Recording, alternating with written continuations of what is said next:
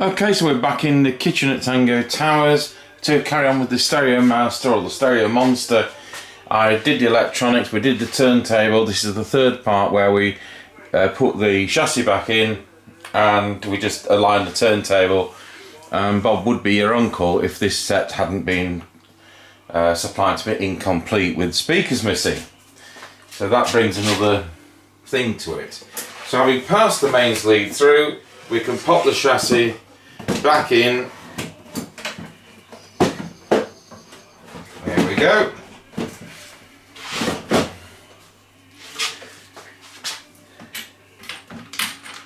So pop the two screws in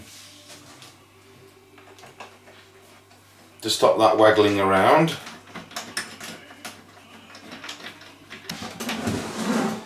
So now,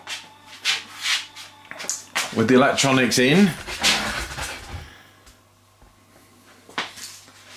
it's time to connect things back up. So the FM aerial,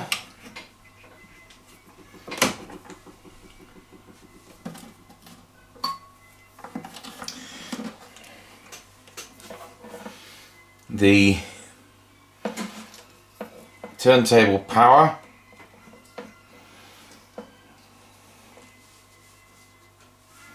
I've actually put the cover back on that.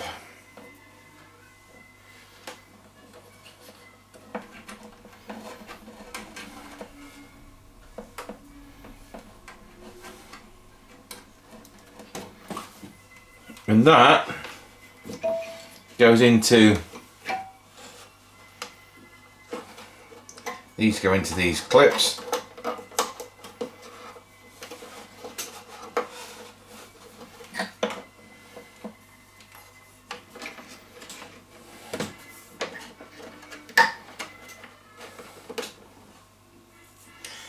So that's that done. And I may as well put the mains lead back into its P-clip.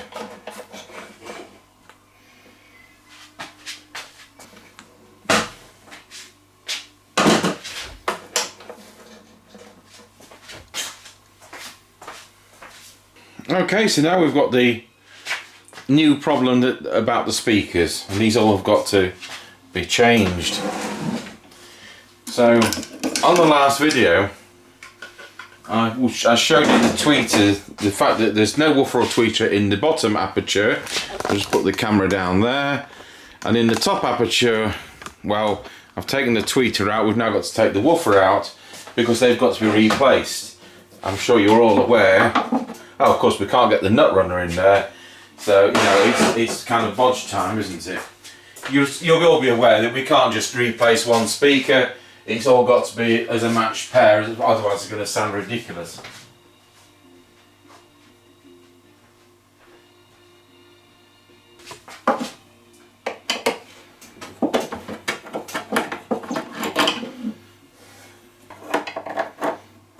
And because the speakers went astray at some point,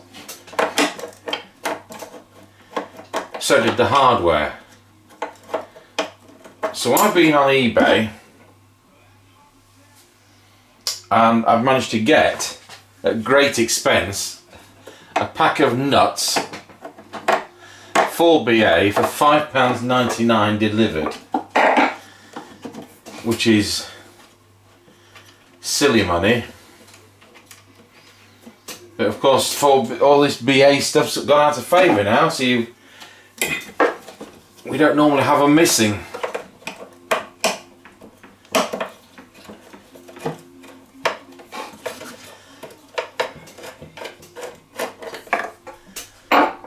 So there's the EMI original woofer that is in working order, and that's still connected to the capacitor that was used as a crossover.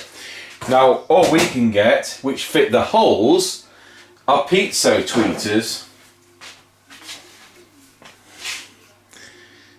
which have got some ridiculous power handling and don't need to have crossovers. These are the only ones I could find. They came from China.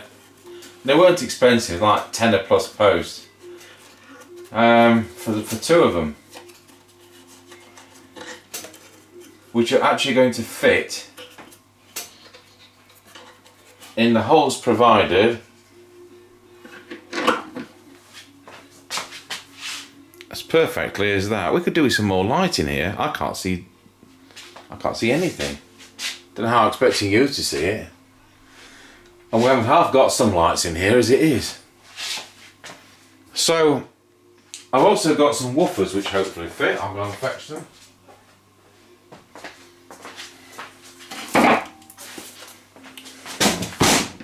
So once again, well, these came from my wholesaler in Preston, but again they're made in China, and these actually say 100 watts on them. Yeah, well, I wouldn't like to try and put 100 watts through them, but I'm sure they'll very, very easily handle the 10 watts that this produces. And this is what we've always used on the other model of these, the 2419, where the speakers are often knackered is the best word. And they're knackered because the foam surrounds, just like these have got, the foam surrounds rot. And it's cheaper, I mean these are only about £10 each. It's cheaper to replace these than to try and start messing about with a surround kit. It's supposed to be 10 ohms, but I don't think it's going to overload the amplifier, because when this is available as a tuner amplifier, it's expecting an 8 ohm load. And because the tweeters are going to be like no load, I think everything's going to be hunky-dory. So they should also fit straight in the fixing centre. I'll just move that for now.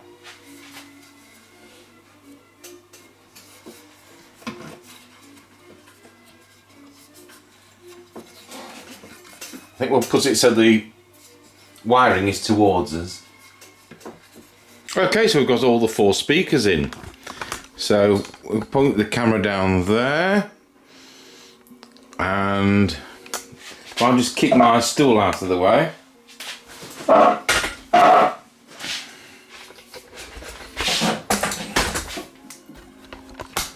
we can see the tweeter and the woofer. And you know what? Mr. Chippy said to me, are you sure with the depth of those tweeters that they'll actually fit in the holes? And I said, oh, there's plenty of room in those cabinets. I don't know if I can get that envelope between. I can. I was going to say that's about the clearance we've got. That was the channel with the speakers missing. The other one is the channel which had the speakers in, which has now got new ones. And so the wiring left behind on that is grey and blue. We've got blue going to positive. So negative is going to the negative end of that capacitor. So that's the clue as to which way round the wiring is going to go, because I'd be heartbroken if I did all this wiring, switched it on, shifted the balance control and found I got the speakers connected the wrong way round. Right, well, we're in a position now to try it. What I don't know is, have we got a power point anyway? I'll unplug the soldering iron for now, plug it in where I've got that.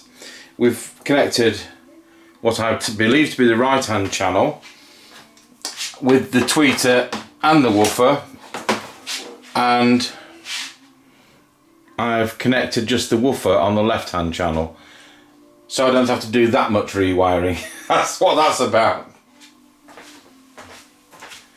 We'll see whether we've got it the right way around. Switch it on.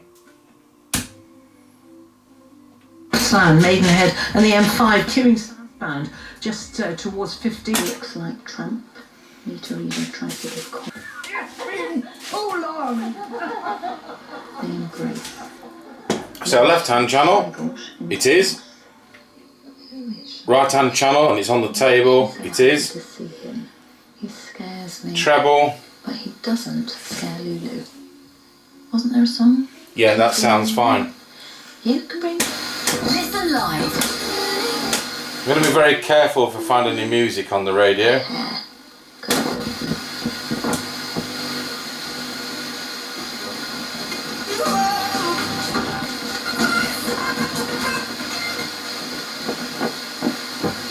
We do get a very poor signal here.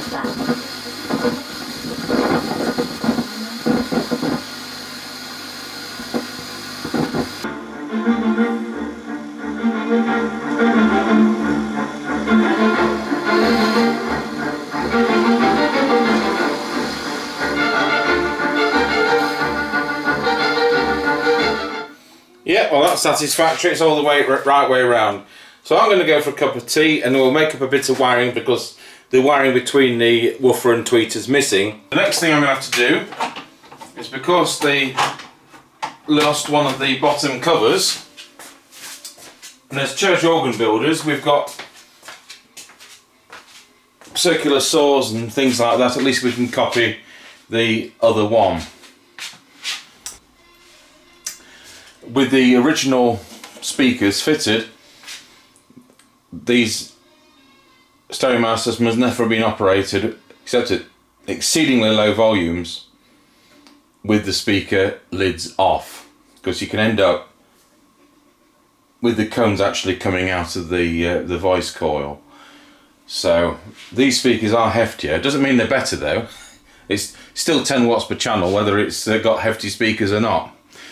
But there we go. So we will plod along and put a bit more together.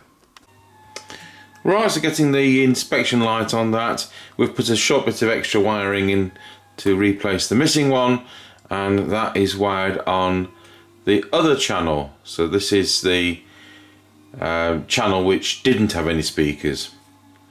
So I've just made a rough piece of timber out of plywood, and it's kind of thick hardboard, the original.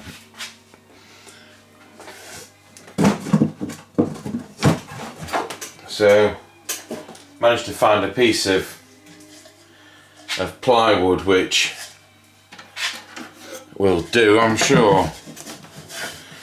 No, it's just not quite, I just need to knock that edge off. Okay, so we've got the original bottom there on, we've got the bottom on in the centre, and we've got the new piece of plywood at the top. So at least that's going to keep the thing secure. There's going to be no fee for that piece of plywood. It's a bit of an off-cut, and it's just to help the guy out. Okay, so it's back together. It's got no feet because they're missing from the speaker panels underneath. Normally it has 4 rubber feet to just protect a surface it's put down flat on. And so anything it's now put on will be scratched to death. But I'm not going to start ordering feet because he's got the proper legs when he gets home with it. So we'll switch it on. At HMV, we understand that insurance is about looking after more than just your car. Looking after make sure that this doesn't spread by the Western black, but in our country we get rid of it. So this is the only way for fantastic work. You know, we're really happy. 100%. In the first phase they weren't. Now they are. People are happy to take back. Now, as I say, we're in a poor reception area, so any FM station has a lot of noise. We'd have to use an external aerial on the roof, which is a socket for, of course, underneath. You unplug the built-in dipole. Anyway, what we'll do now is we'll get on with sorting that turntable out with the alignment. Needs to be done. Lancashire's Director of Public Health. So first thing is we'll have a look at that. He joins us now. Good afternoon. May as well leave it on, and it's kind of soak testing. I've put it all back together as you saw. So we're just going to pop the stylus out, because the first thing I want to do is to make sure that the stylus is in some kind of condition.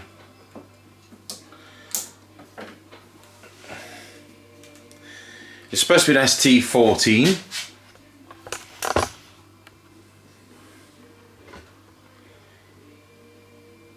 And it is an ST14.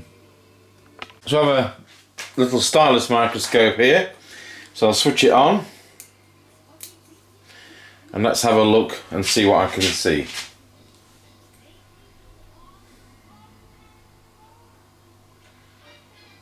Okay, well I'm going to have to order a new stylus for them, because I may as well do it here, because the LP one is totally missing and it just leaves the 78 stylus, which is not exactly much use. Not really the kind of instrument I'd want to listen to 78s on. It's a bit higher fidelity, isn't it? I don't know whether we can, I don't know, let's see where, I don't know where zoom is, I don't know where macro is on this camera. But I don't think we're going to be able to get anywhere to show this camera. It's got every conceivable feature, but you know, we don't tend to get to grips with these things. Now, I'm not going to be able to show you, but the LP is totally gone. It's possible that I've got a stylus in stock, in which case I'll just get one for him.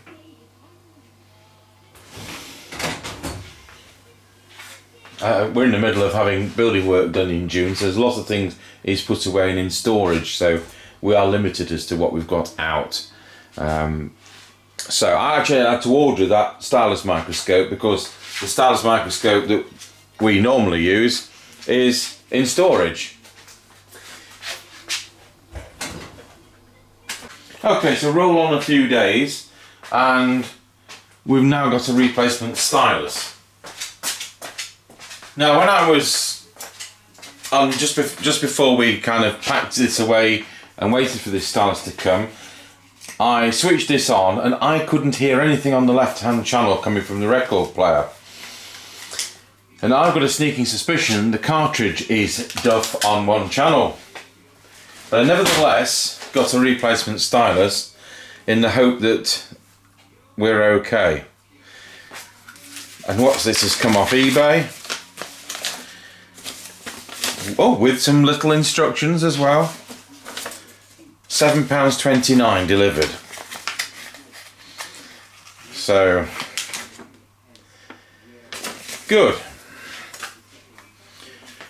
So we'll go about putting the stylus in.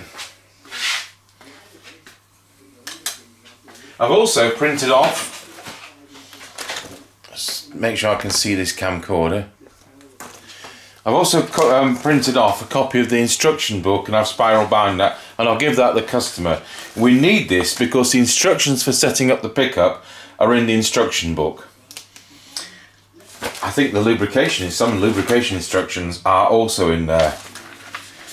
And I couldn't remember what model turntable it was, so I thought we'd do it that way. I might have a service manual, I might not have a service manual. So this is LP both sides. So we'll make sure the customer is given the old stylus, because that will do 78s. So we'll just pop that in. It's a matter of tilting it. We put the flag to the centre position, I think, on this one. We don't, we put it in as it is. So we'll keep that, because it's working on the 78, and then we've got to feel where that spring clip is. In actual fact, if we take the counterbalance off, we can, if we can take the counterbalance off, we can actually lift this up a bit higher. So if I get on my knees, oh, it's a long way down there. I can see that spring clip a bit easier.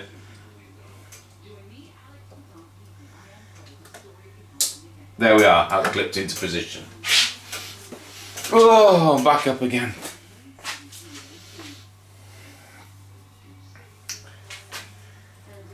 So pop that counterbalance back on.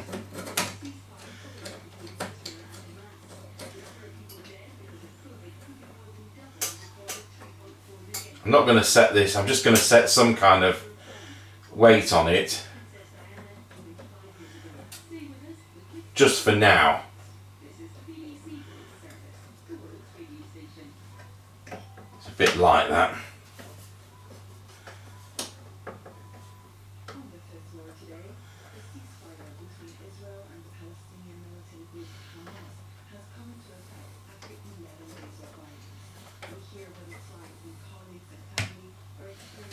I think that'll do just for now for a test. What we want to do is to set up the set down. to align the set down would be a better way. And what I have here is a 10-inch record. It's so worn out, I don't even know. Oh, I think it's in Russian anyway. We're going to have to plug this thing in. So we're going to put that down on auto. You set these with a 10-inch record. It says in the instruction book to set it with a 10-inch record. Even if you've got to go and buy a 10-inch record, buy a 10-inch record. You know, people go, oh, I haven't got a record, buy one. That's what you do. So, I'll plug this in.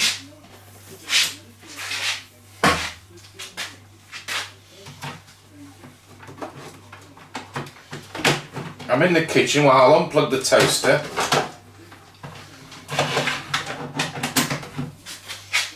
There we are, all plugged in.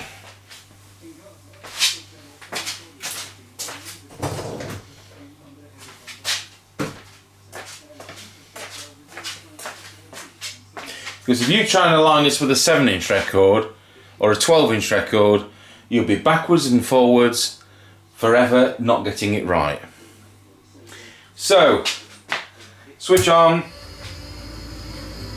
take it out into gram.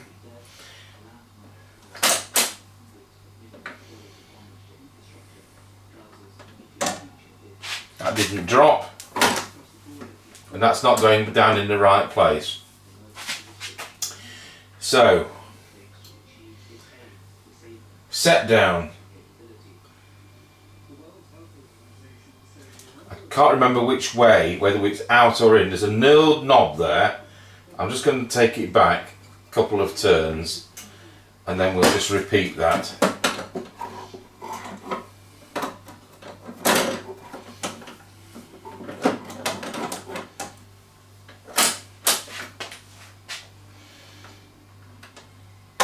No, it's not going to have that, is it?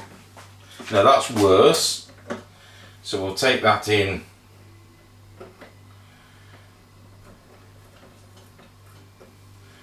To there.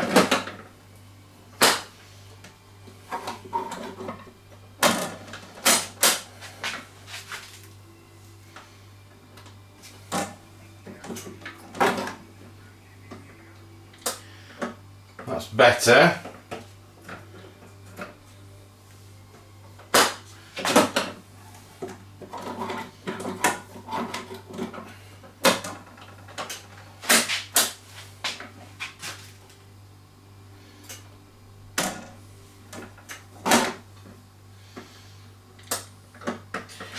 I'll pause the camcorder whilst I just fiddle with this. Right, I think we're there, so I'll now put that back on again.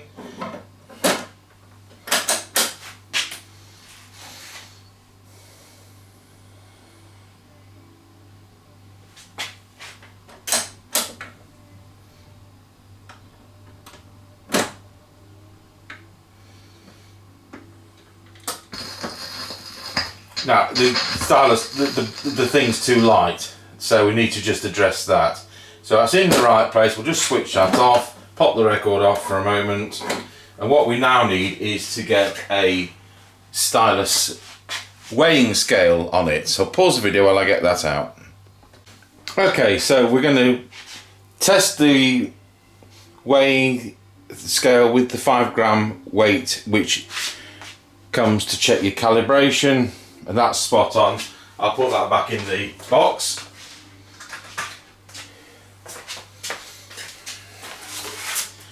Now, does it say what the height should be?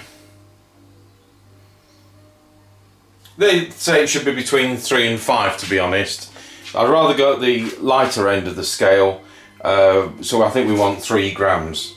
So I'm going to put the stylus carefully on the centre of the weighing scale. And at the moment we've got 1.09 from, I can't even see that, can you, on the, move the camcorder to there. Okay, so we've got, probably move it to here.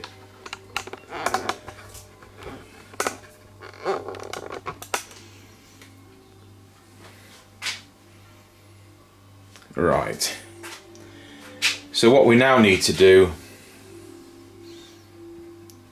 is to adjust. I'm going to do a bit of a coarse movement by pushing the counterbalance in. I don't know how the customer's going to check this at his end. I think he's going to have to go out and get a weighing scale. So that's 1.67, and that's now locked into its coarse adjustments. So now we should be able to just rotate that to get the weight we want. Still a bit light.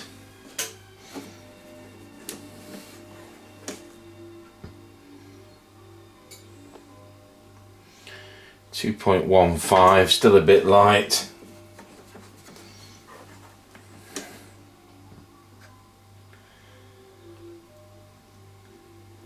We'll leave it at 2.3 just for now, because I think we're going to end up having to change the cartridge on this, and that's going to be a different weight, because we won't be able to get a BSR C1, which is what should be fitted. Right, so let's just see what happens once again when we put our strange record on. There's no point putting something on which we're all going to enjoy, because the copyright thing on YouTube will knock this video off.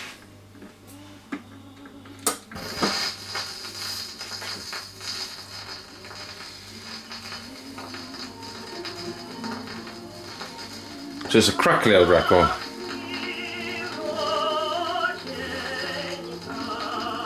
So we've only got the right hand channel. Now this camcorder is stereo. So there's your right hand channel, and there's your left hand channel doing nothing. If I press the mono button, it's going to come through there. Now we know the amplifier works. So there's nothing happening on the left hand channel. So we've got to now verify that it's not just simply a wire off. Of course, if I clean that record with our ultrasonic clean, it would sound a bit better.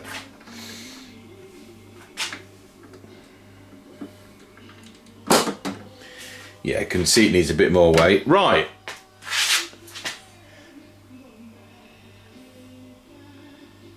So I'm going to have to take the counterbalance off.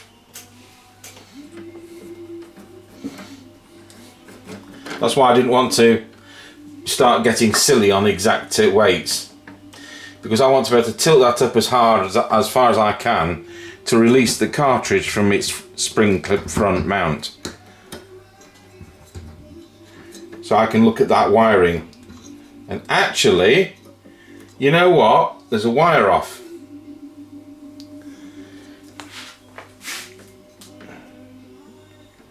Let's just see if we can hold it and zoom in it.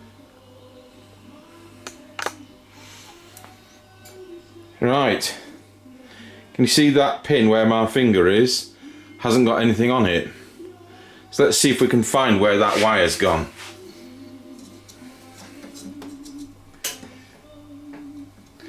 I know what I'm going to have to do, and that's get a different pair of glasses.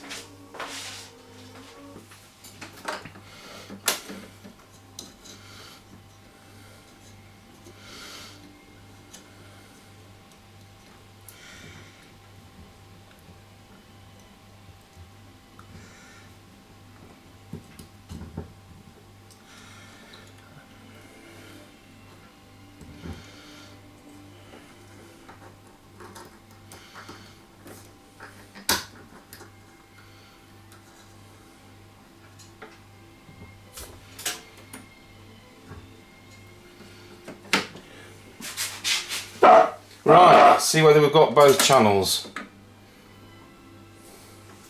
Just let the auto mechanism return.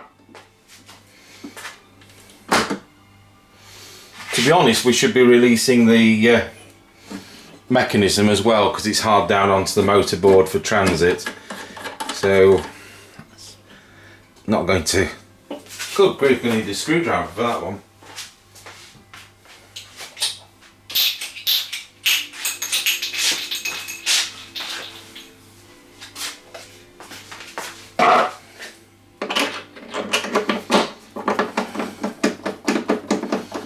actually put a coin in these. So if you're stuck and you've bought one on something like this off eBay and you've got to go and collect it, you do need to lock this mechanism hard down to the motorboard, and it's, you can see I'm doing that clockwise to release it onto its springs. So let's see what happens now. Let's change sides on this record. We're fed up of listening to that one.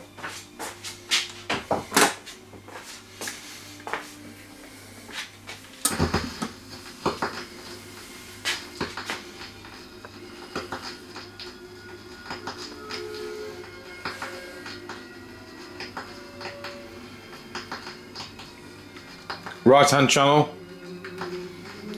left hand channel. Excellent. So his cartridge isn't knackered. Well, that just saved him about 30 quid. Wow. I'm very pleased for him, I really am. You realise we played that without the counterbalance. I'm glad that wasn't an original #1 Beatles record. What a plonker. Okay, so we'll now fit the counterbalance. Out of interest, I wonder what pressure that was.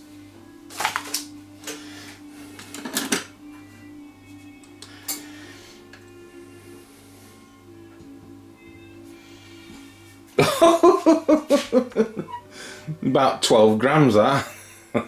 Whoops.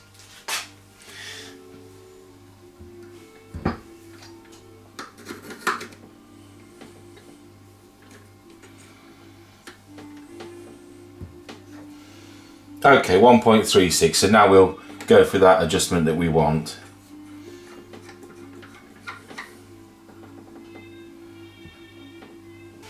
It's 3.15, so we'll just back it off a fraction with that one.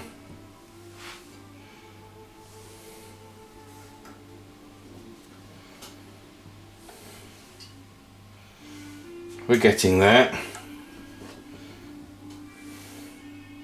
3.07,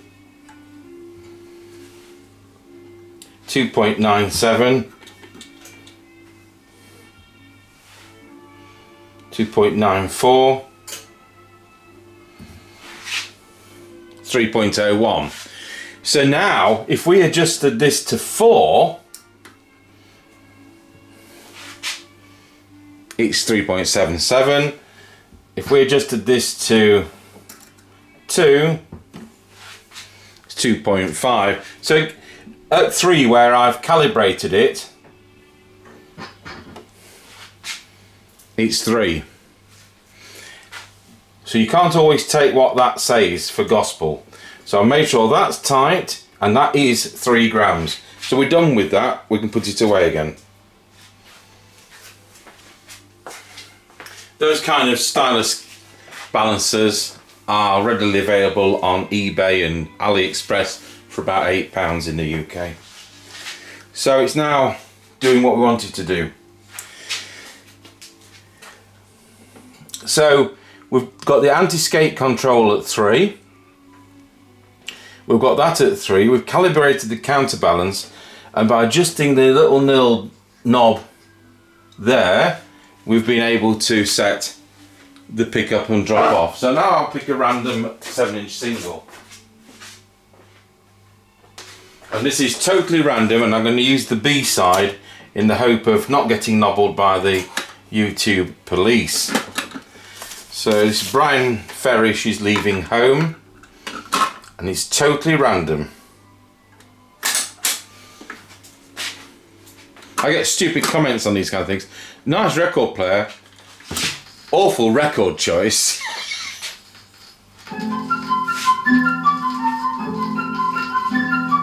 Wednesday morning at 5 o'clock as the day begins. So we'll leave it at that.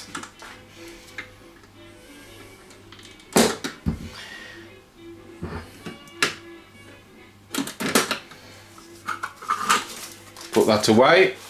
And a random Reader's Digest compilation, and this one hasn't been cleaned. yes, I have a collection of 200 Reader's Digest sets. And I've not set it to 12 because I'm stupid.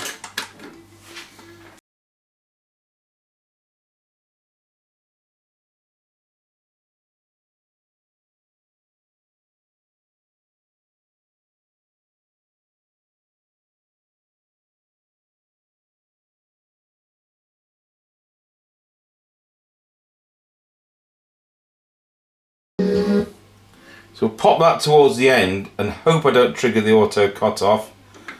I've triggered the auto cutoff, but what I will make sure is that the auto cutoff is working. I also like it to park better than it's doing. So that's something we're getting there. So I'm going to pause the camcorder and we're going to go for lunch. Okay, I'm going to go back into record now as we come towards the end of this record, and I'll try and talk over this so we get through the copyright police. I think we've got about 15 seconds to go. Just want to make sure that it's triggering the auto stop at the correct point. It has struck me with this return thing, we aren't quite level, we're just on a pasting table. We don't have benches available for these kind of products. So let's just see.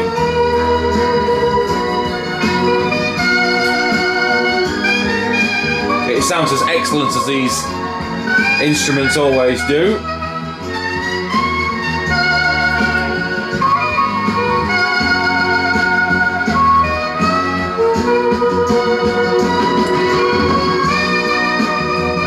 A bit longer than I'd have liked.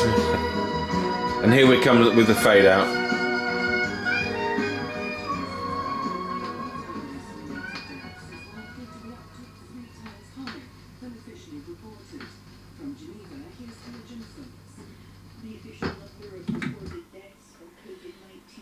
There we are. I must have put the auto stop back together right. So there we are. We're bouncing off that auto stop.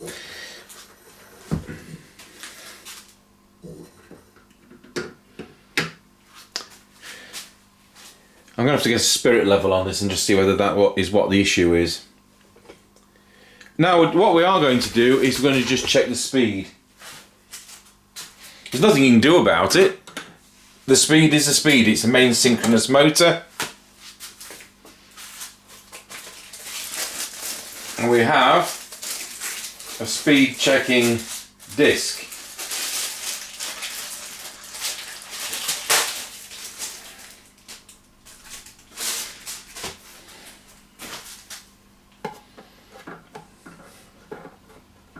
So we're in the UK, so we're on 50 Hz mains.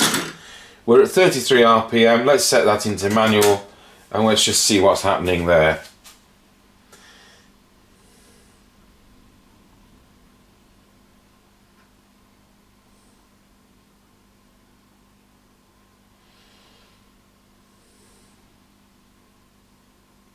Well, I can't see of any of these under this type of lighting, so that's really pretty useless.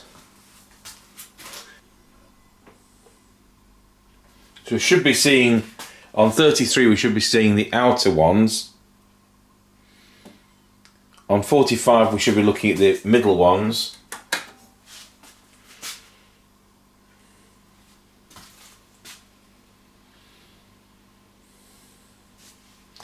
And 78 it's the inner two. I'm not sure what I can do differently with lighting. Okay, so I've got the spirit level out just to prove one thing or another. I thought it was sagging at that end, so we need to put some cardboard or something just under the left hand side in an attempt to bring that up somewhat. The customer's parts are all in a box. The lid to that box might well just slide under there.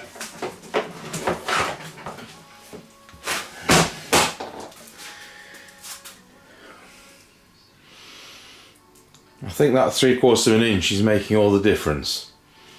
So see whether that auto returns now on the turntable. I don't really need to do anything except switch it on and press the reject button. See whether it goes back and parks. No, it doesn't. Oh well. No idea what to tell the customer on that one. So what I have done is to rig up an inspection light with a fluorescent bulb in it. I'd say there are LED strip lights in this room. We'll just see whether a CFL is going to read this any better. Yes. So I can see on 45, just about got a running line there. On 33,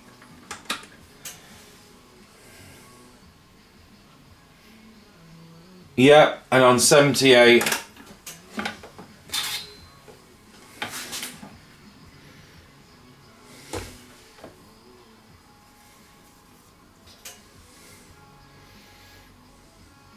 there we go.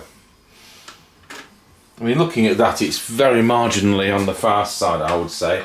But what percentage that is, I've no idea. I've seen people with mobile phones going around, but I don't have mobile phones, and I'm not sure how accurate that is either.